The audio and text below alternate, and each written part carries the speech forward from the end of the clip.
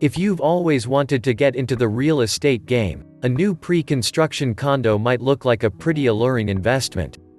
As with most investments, there are some upfront costs to navigate, and the entire process requires patience and delayed gratification. If you're new to purchasing pre-construction units or condo investment in general, there are a few specific things to know when it comes to using a pre-con as an investment. We're going to look at a few of them below. 1. Research the builder. When you're purchasing pre-con, you're investing in the builder before you're investing in the building. If the location is ideal but the developer is shady, you could be out of pocket for much more than the investment price. Target developers who have solid track records and reputations for completing projects on time or without extraneous delay.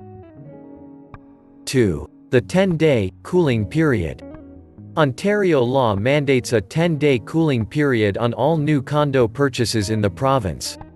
After you buy a new condo from a developer, you have 10 calendar days to decide if you actually want to go through with the purchase or not.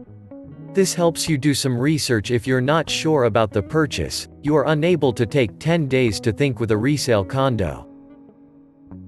3. Interim occupancy versus final closing. When a pre-construction condo building starts nearing completion, there are two phases it goes through, both impacting new owners.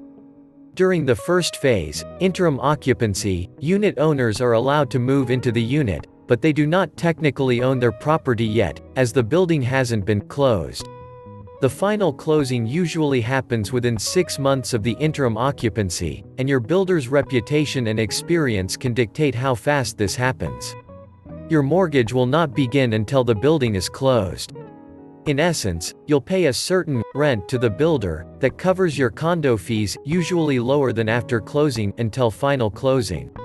Once the builder registers the condo corporation with the city, your mortgage will start and all closing costs will get calculated and paid. 4. Closing costs, development fees and investment levies. Whenever you hear of pre-construction horror stories, they probably relate to pile-on closing costs that were forced upon the buyer before closing. To avoid extra costs, you need to hire a real estate lawyer or do some proper research before signing anything.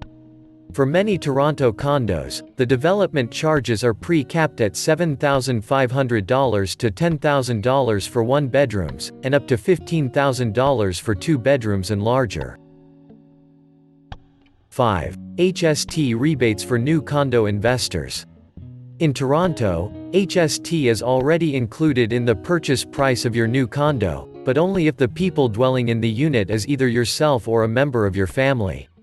As an investor, meaning neither you nor a member of your family will be inhabiting the unit, there are different HST costs on final closing. At this point, you'll be charged a second HST. You can, however, get a 100% HST rebate if you file for it within 1 year, while providing the government with proof that you've rented out the unit to a tenant using a 1-year lease agreement. For any investments in Canada, buying or selling of your properties. Commercial investments, buying, selling or leasing your commercial properties. Investments in hotels, motels, gas stations, farms and lands. A.D. Dutta President and entire team of World of Homes Brampton, Canada as always helps you, guide you and assist you in real estate, building permits, site approval, architectural designs, mechanical and structural designs, site planning, custom homes interior and exterior designing, retail units build and design, project management in construction.